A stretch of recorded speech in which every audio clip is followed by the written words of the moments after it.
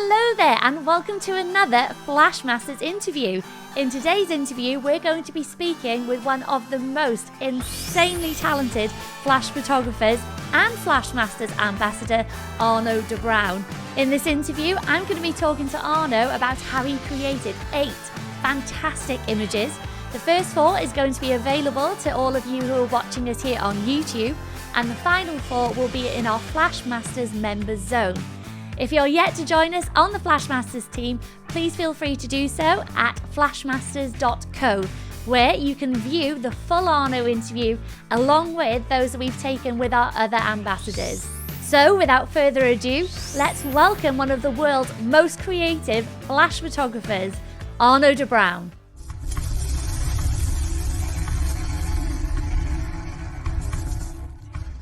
Hi there, Arno. How's it going? Hi there, Helen. Yes, fine. Busy times. I imagine. Thank you so much, first of all, for being a Flash Masters ambassador. We're very lucky to have you on board and really appreciate it. And also, thank you for judging our first ever Flash Masters Awards collection. It's been a busy time for you. Yeah, it was an honor. The quality is very good in the competition, and it was very difficult to find that awarded photos. But we did it, and yesterday was a blast. Yeah, I liked it. It really was, and yeah, they certainly didn't make your job easy, all of the members entering those images. It really was a tough task to do. Neil and I tried to do it, and we thought, oh, bless them, having to try and select, just the best from what a strong collection it was from the members. So yeah, I think things have got off to a really good start. Yeah, it was very strong, and it's all about killing your darlings. There were too many darlings, but we have to kill some darlings. So that was very tough. But we did it. It was awesome. It was fantastic to have all the feedback yesterday as well. So first of all, thank you so much for that. We're so appreciative to have you on the team and everything that you've done for us. And obviously, thank you in advance for today's interview. You've sent over some incredible images for us to look at. But before we do that, we're going to ask, I'll give you a chance to tell us a little bit more about what you're doing at the moment. Because I understand with all this hard work, on top of shooting weddings, on top of doing things for Flash Masters, you've had 2 huge projects in the pipeline that are just about to come to fruition. So yeah, if you would like to tell us maybe a little bit more about what you've got coming up in the coming weeks. Yeah, in the coming weeks we have two big projects. One project has already started. That's my new ebook. It's my 5th book already, and the big secret at this moment is that I'm going to start my own Patreon. With many exclusive content. Wow.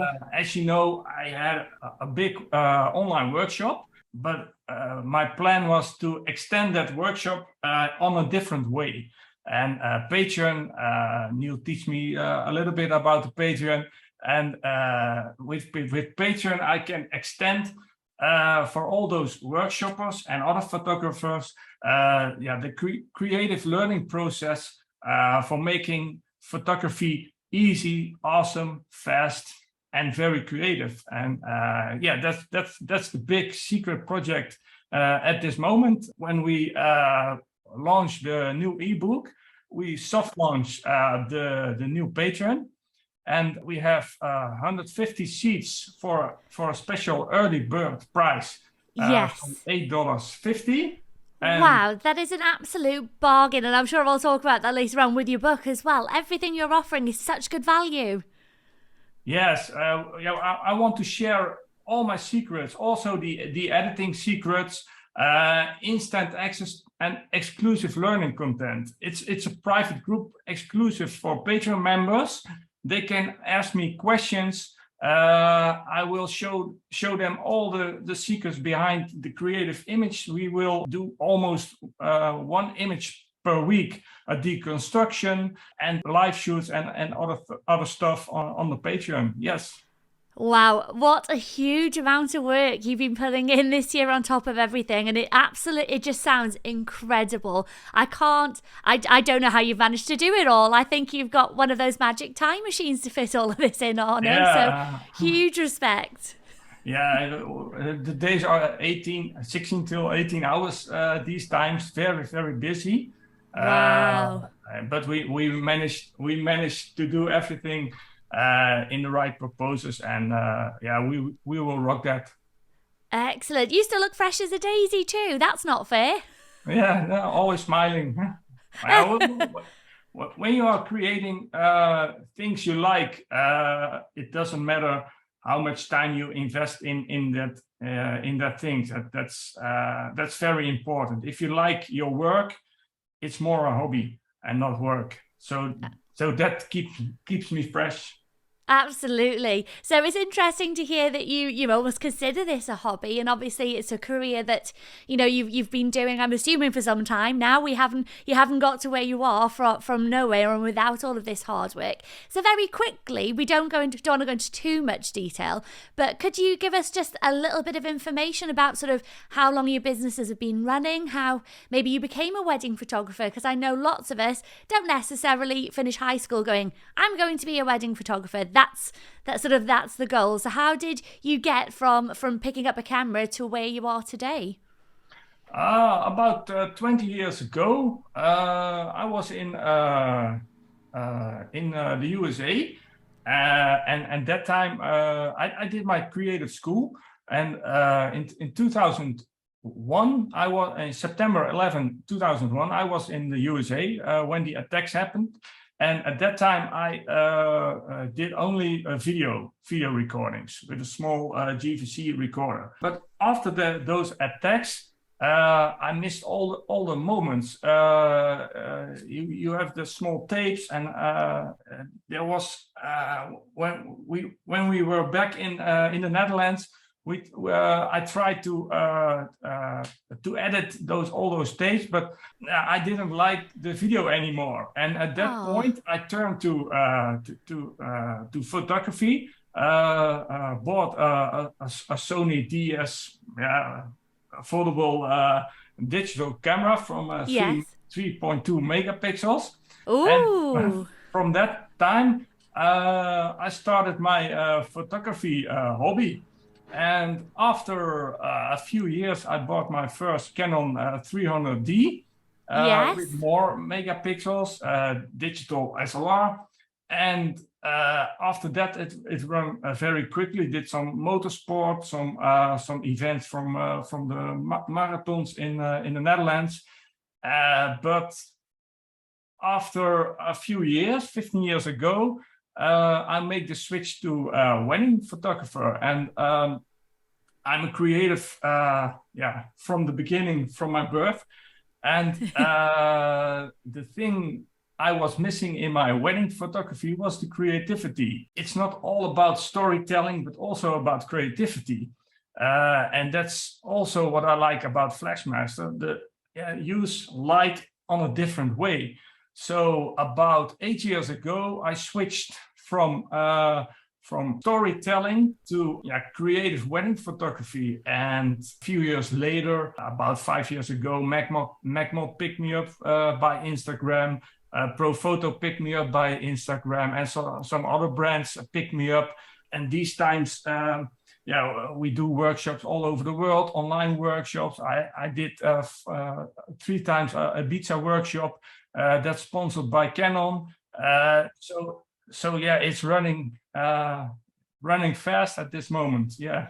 Absolutely, and it's really good to hear how, most of us, for the majority of a wedding day, will describe ourselves as storytellers and documentary photographers. And, to some degree, during a wedding day, we all need to sort of fit that sort of description. But obviously you choosing to put more focus into the creative work has really helped you stand out. And here you are now with an ambassador for so many brands. And it's obviously really helped you to develop and further your business. So it's really great to hear that. Yeah, they help me with gear, with my audience. My Instagram grows till the 20K, I hope so, at the end of this year.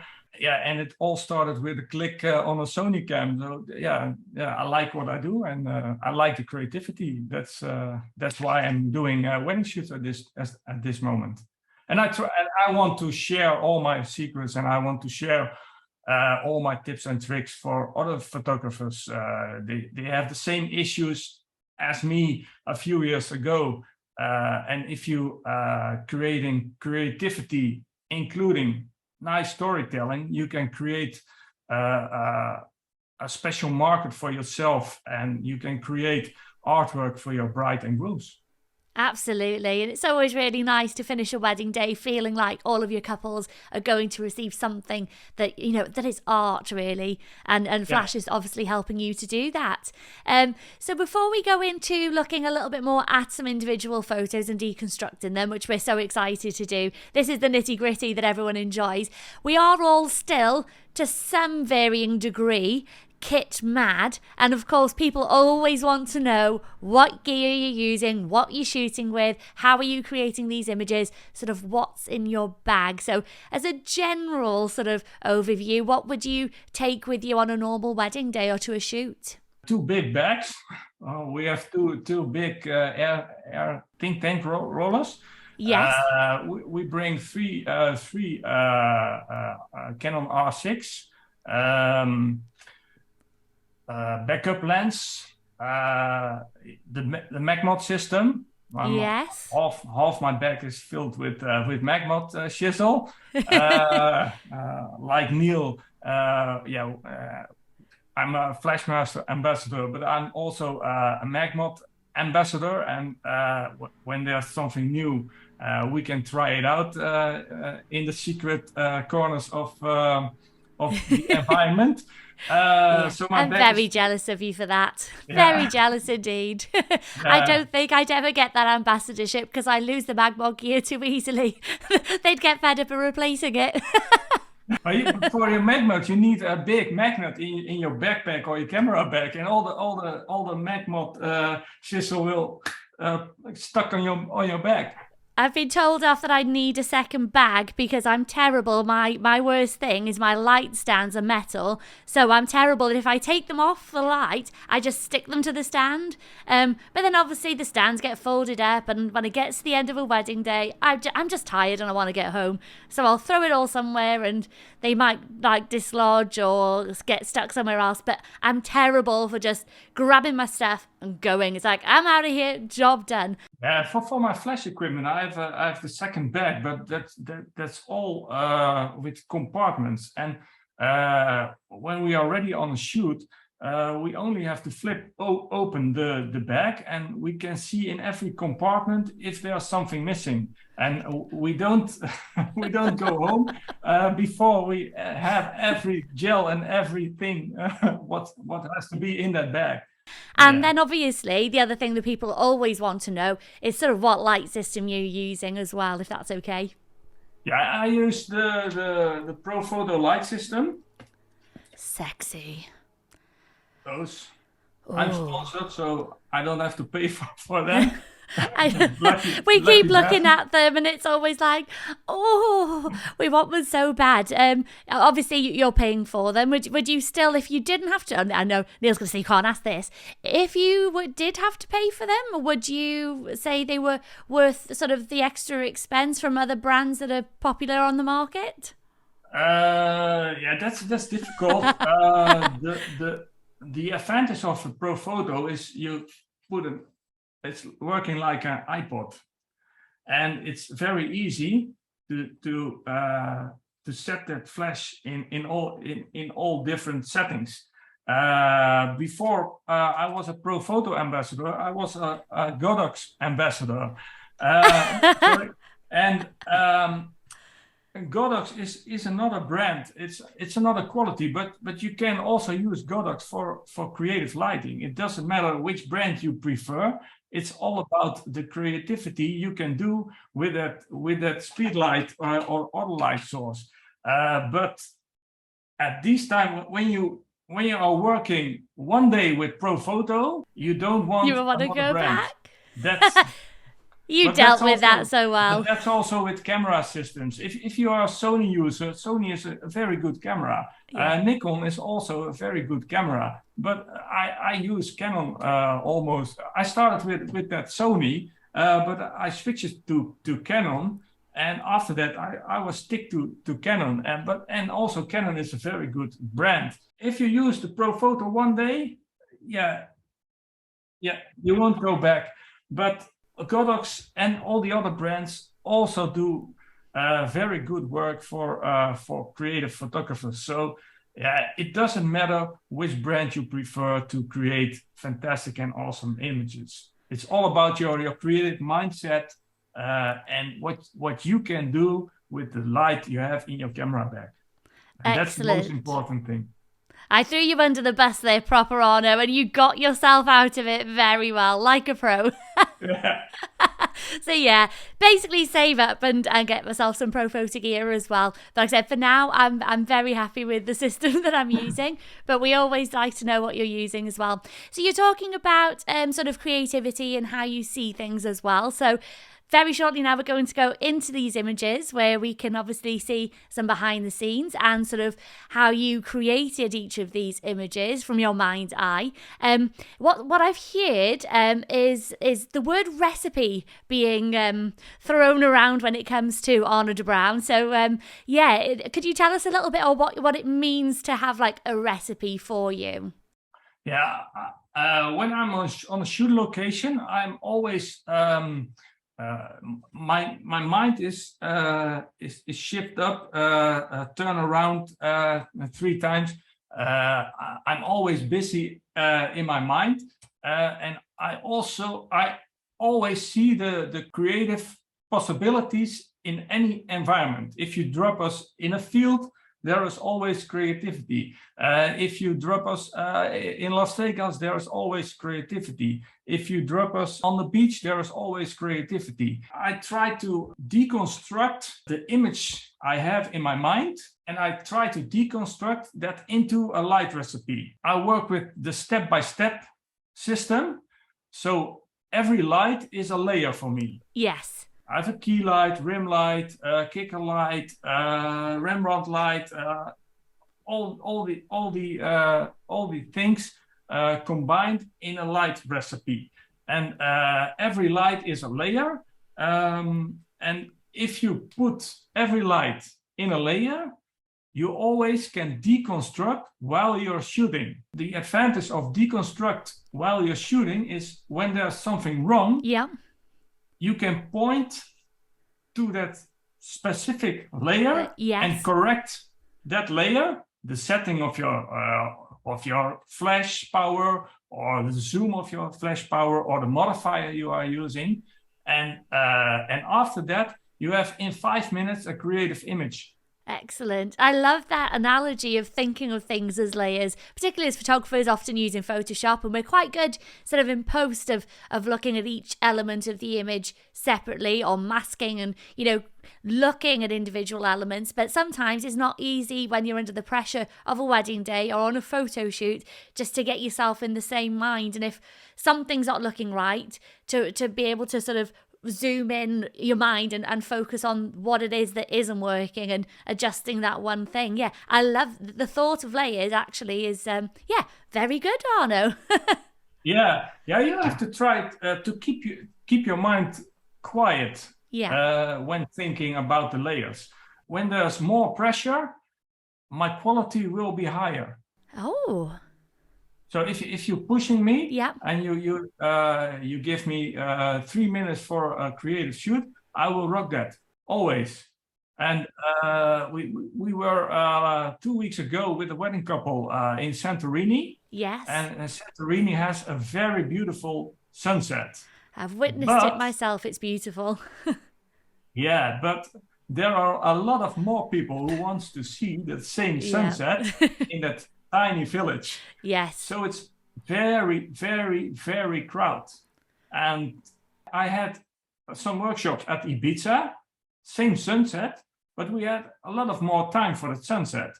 In Santorini, sunset is done in 5 minutes. Then it's gone. And in that 5 or 10 minutes, we were walking through the crowds, try to find a sweet spot for our wedding couple, but it was so crowded, so the pressure goes on. But in the last 5 minutes, I fixed that. We find a sweet spot, and we have the most beautiful sunset on that village in Santorini. And that's Arno in the last minutes before the end. Yep. I will always Pull something create that image in the last 10 seconds. Amazing. And I think, Will, we do have that image, and I remember seeing that as well when you took it, and was flabbergasted. Having been there to watch the sunset myself, I just remember it's so difficult to navigate that area. There's steps everywhere, there's people everywhere, and I said, everybody goes for sunset, and it was lovely. I remember everyone applauding as soon as the sun went down, and I've never been somewhere before where people just applaud at sunset, but it is and so they cramped. Champagne like that, champagne and applause. But we at that night, that was for me and the couple for that image. It was absolutely incredible, and the way you've edited it, and I was like, how on earth did you manage to do that? So I can't wait to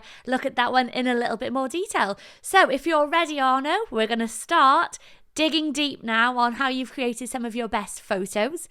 So yes, you should be able to see the first image here, which I've got to say I absolutely adore. And then this behind the scenes is like, what on earth? I'm not allowed to swear on YouTube, but I would love to, because wow, you would never ever see that finished image and think that this is how it looked behind. So could you give us some information on how you created this photo?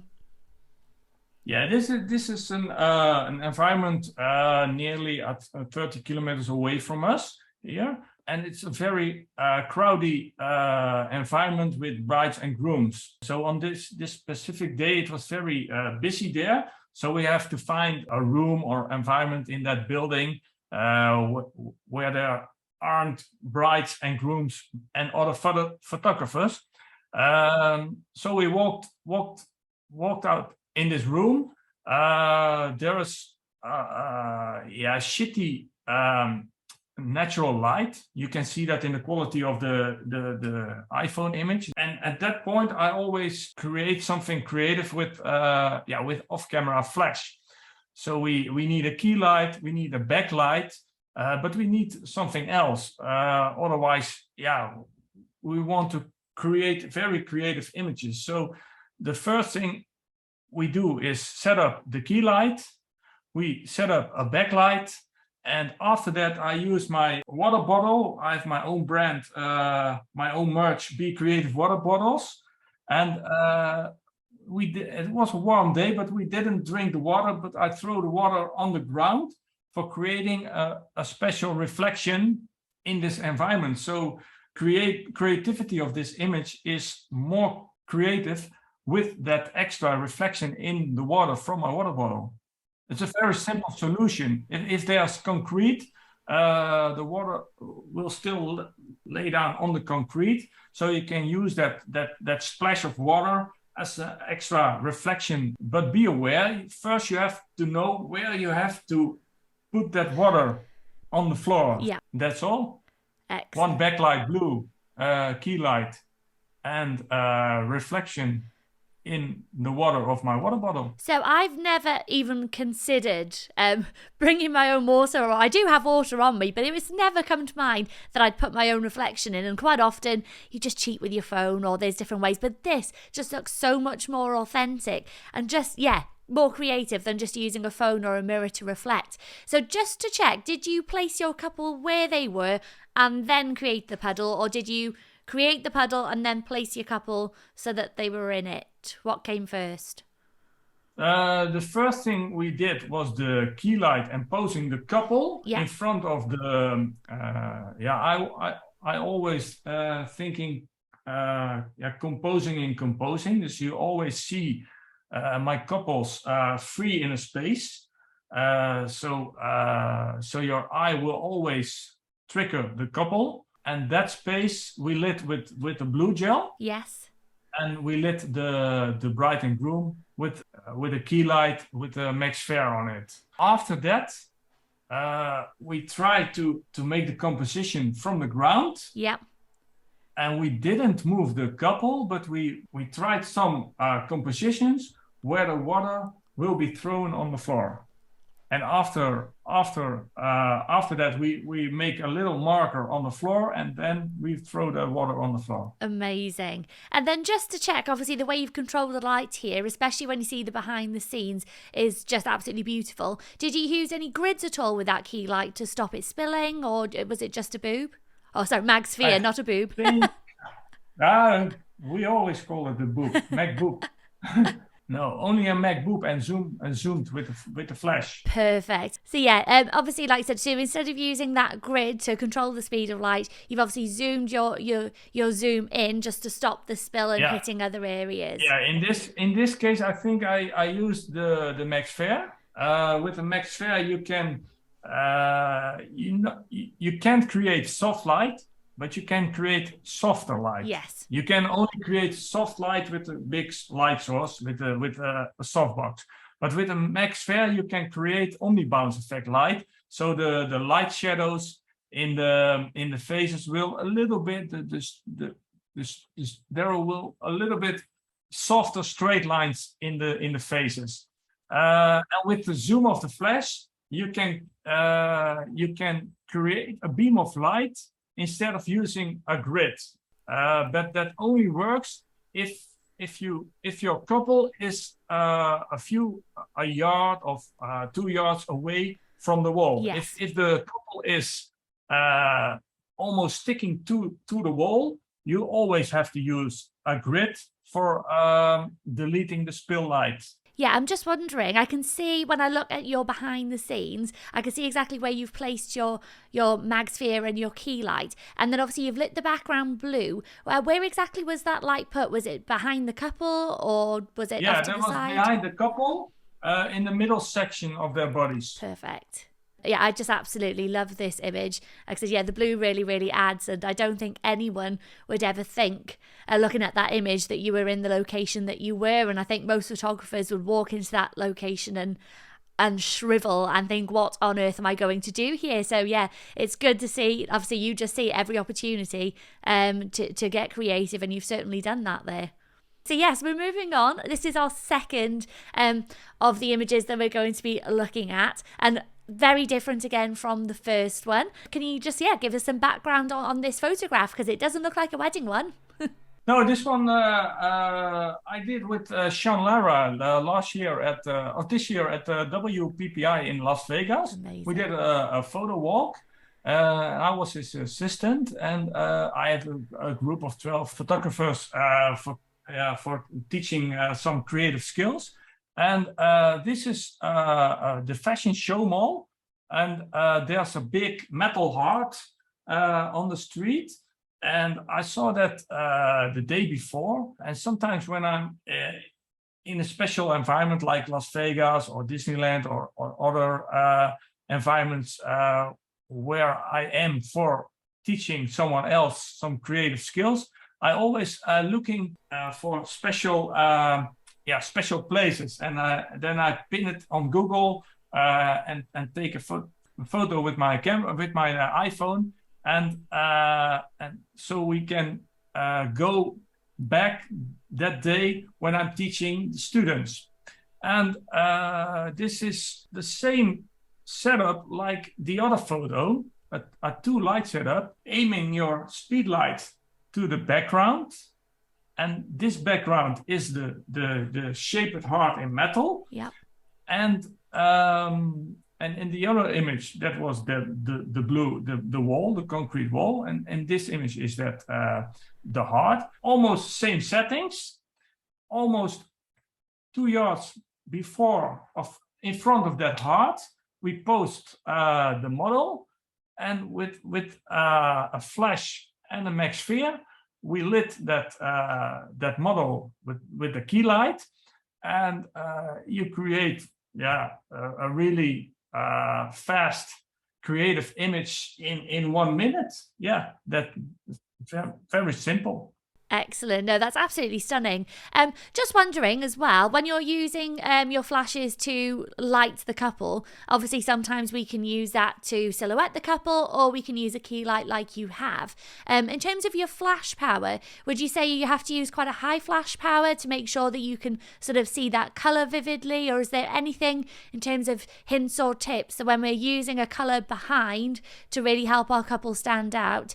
Do you need just that little bit more flash power, or compared to your key lights? Yeah, mostly the flash power is on a Profoto between 8 and 10. So that's almost full power or 2 stops less. The A10 has a lot of light power. So if you use a Godox, maybe you have 3 stops instead of 2 stops. And because the model is more in front of your camera, that will be 3 to 5 stops less than full power. Perfect. So yeah, we definitely need a bit more power behind on that coloured light as well. Excellent. So yeah, moving on now. This is our third image. So we've got this one and the next one for YouTube. Looking at this one, I know, having seen sort of photographers do similar shots as well, that this is just one of the easiest get out of jail free cards when you're at a venue with nothing particularly interesting, or when you're really sort of hard on locations to make things pretty. These kind of shots are just absolutely fantastic. Yeah, it's very easy. If you have some glasses, you can create a sweet spot between the glass. This was a test shot, and you see the bokeh flares on the glasses, and if you use some extra water sprinkles on the glasses, you create more and bigger bokeh.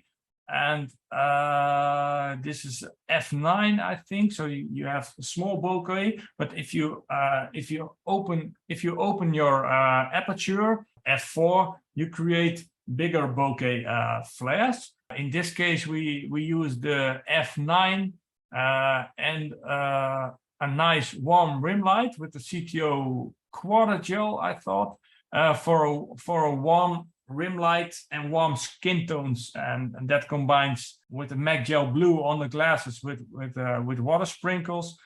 You create a bokelicious romantic image at the shitty location.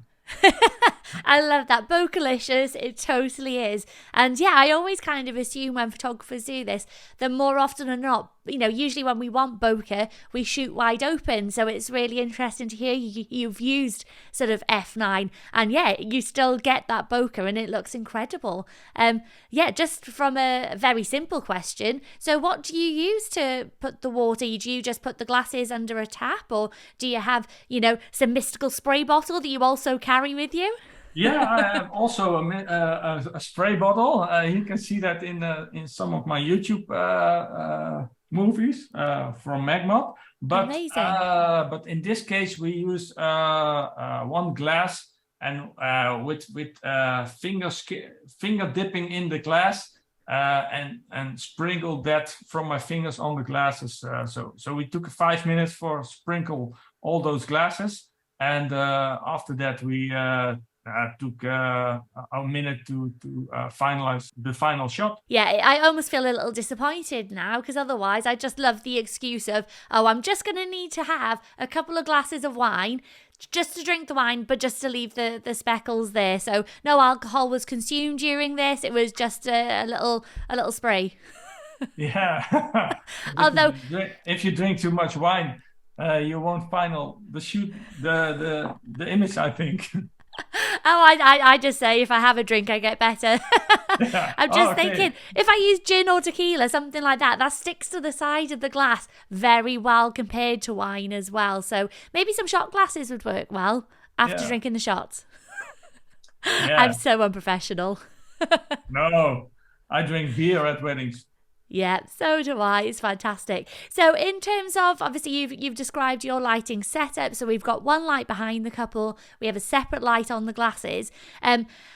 If you're in quite a dark environment, you've obviously got all of this light in front of you and all of this foreground distraction. Have you got any tips on how to actually focus properly on the couple when you've got I'd imagine it can be quite difficult for your camera to find your couple and focus. Sometimes we have an assistant with a small flashlight, and he or she will lit the couple with that flashlight, so you can focus on the couple. And the other trick, when you are alone, but you have a camera stand, do everything on manual. So manual focusing. So use your flashlight, or ask the couple with the phone before his head, and focus the couple.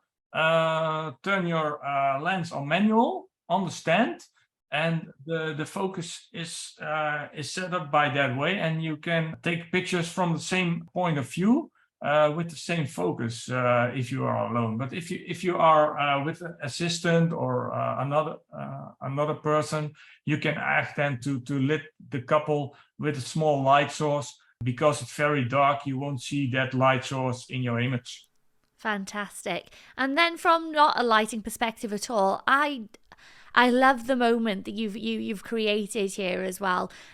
Do you have particular prompts that you would give to your couples? The hands just look so beautiful, and like I said, you've made it look so romantic. And quite often you see these images, and because there's so much for you to think about as a photographer with your light, is it in focus, and my glass is in the right place, it's quite hard to sometimes then think about, right, I need to create a moment or something needs to happen. So often you see just couples in the standard penguin pose looking at each other, but these hands are just beautiful. So yeah, I'm just wondering if you've got any tips to achieve those like soft hands, or what prompts you would give to them.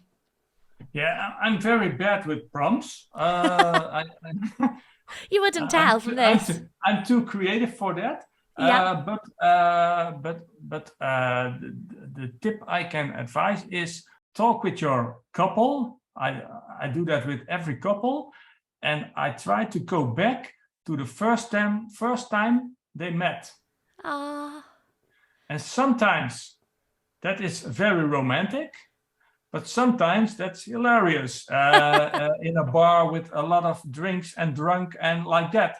Yes. But I always use that moment in these images. So it will a romantic moment, or it will be a fun moment. But I always go back to the first time they met. This first time see each other. But the problem now is Tinder and all those other apps. So there is like a love catalog, and not that moment again. So that's a little bit a small problem with all those apps these days. But our couples are between 30 and 50, 55. So we have 50% of our couples really met each other face to face at a bar or other location, and the other 50% they use the Tinder catalog to swipe for love.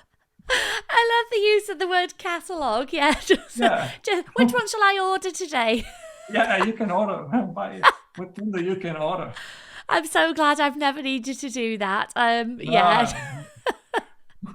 Yeah, best of luck to anyone trying to find love on Tinder. We obviously know as wedding photographers it works, but yeah, it can't be easy at the best of times. I have a lot of couples, they find each other with Tinder, but if you're doing some moment design to get back to that specific moment, yeah, you stick on Tinder. So I always then I laugh about Tinder. I tell them a story about the catalog, and after that we are going to their first date for that moment. Oh, fantastic. That's such a good tip. I've never actually used that myself. So yeah, I'm going to put that in my back pocket and bring that out. And it's very easy for me to remember that prompt. That's the only prompt I can remember. Oh, we're stealing all of your secrets today, Arno. Yeah. So thank you so much. Yeah, so moving on now to our final image for the YouTube interview. So yes, I absolutely adore this image. It's something that we see so often on a wedding day, and quite often it's not really an image that a lot of photographers want to take. I'm guessing this may be their car, but so often you have these bridal cars and, the car driver or the business owner's like, oh, you must have a photograph with the car. And we're like, okay, if we must, we're going to make this happen. And you've just turned something that for a lot of photographers is just just stand there for a second. I'll take a couple of customary clicks so we have evidence that you had a car and then done a runner. But once again, you've taken something that could be seen as dull or ordinary and sort of, made something far more creative. This was a very busy weekend. This was the second wedding of that weekend. The night before, we ended about 1 o'clock in the night. I ended 3:30 in my bed, and the next morning we are at the bride around 8:30 in the morning. So we have a very short night. And this was a long distance. It was 150 kilometers away from my home. And the first wedding of that weekend was 36 degrees.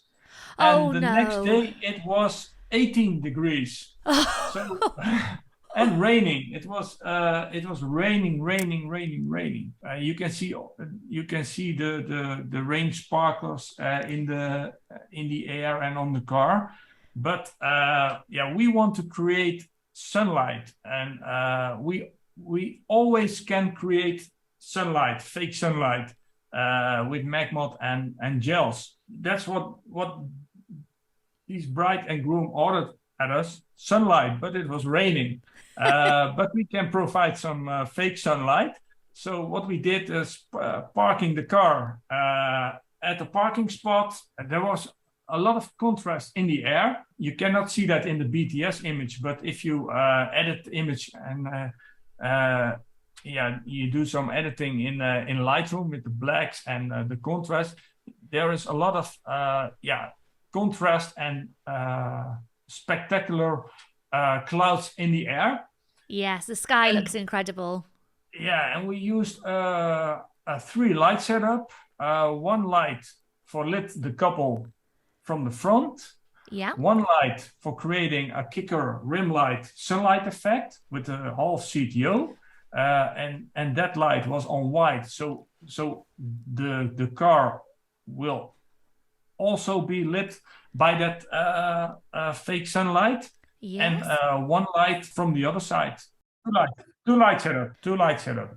And I think everything was on full power. With a speed light on full power, you will lit also the tree a little bit.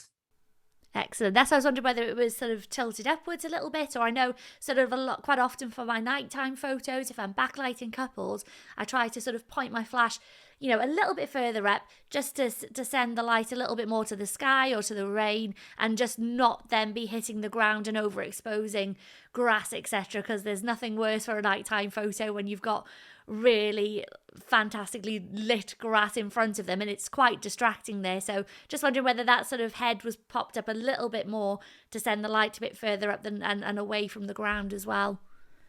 It was a little bit, I think 10 or 15 degrees up from that distance, and you can see that at the trouser of the groom and their dress. So above his knee, you see more light than under his knee. Excellent. Yeah, that's a good point that you've made there as well. And I think that's quite important. And when we're using these rear lit shots as well, that sometimes just pointing it up a little bit can certainly help you in post. Because, you're often looking at the time when you're taking these photographs, you're like, right, okay, have I blown out the dress? Have I blown out the veil? And quite often it's easy to sort of disregard what's happening below them. And then, you get to post and then you have blown highlights on the floor. It's a good thing to sort of mention there and bring up. Fantastic. I'm thinking, even I can't remember how many we've discussed. I think that was number 4, wasn't it? Yeah, that was number 4. It Yes. was. Well, Arno, thank you so very much for talking us through those 4 images. And before we say goodbye to YouTube, is there anywhere in particular you would like us to guide watchers of this if they would be interested in purchasing your ebook or joining your Patreon? Yeah, if they want instant access to my Patreon, if you are an early bird, you can do that for $850 a month, and you get access to a lot of creative content and create a very nice learning process for you as a photographer. And I teach you all my tips and tricks. And also teaching you my tips and tricks in Lightroom. I never did that before in any other online or offline workshop. Only in my online workshop, a little bit Lightroom, 1 lesson. But Yes. in the Patreon, I will go from scratch to final edit, and a lot more and live shoots, webinars, everything to learn off-camera flash. And you also can buy my ebook.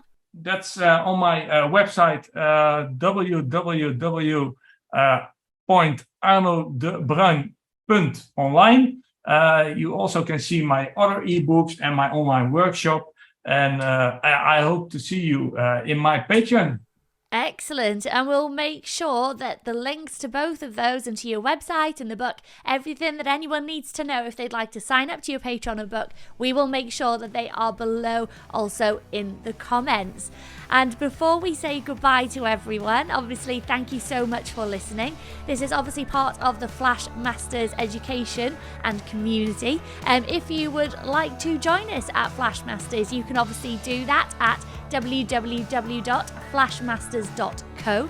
And going forward, after we finish this and say goodbye, we'll be going through 4 more of Arno's images. So if you would like to see how Arno shot and edited all the tips and tricks for these further 4 images, then obviously join us in the Flash Masters Facebook group, which is exclusive for Flash Masters members. But yes, for now, thank you so much for joining us, Arno. Thank you again for being the most amazing ambassador for Flash Masters and for, wedding photography and flash photography in general. You're someone we very much admire, and thank you so much for all of your hard work and being so open with sharing so much of your knowledge with us. Yeah, thank you also, Flash Master, Helen and Neil, for being here. Thank you so much. So yes, thank you very much for everyone who's joining us on YouTube. And for now, goodbye.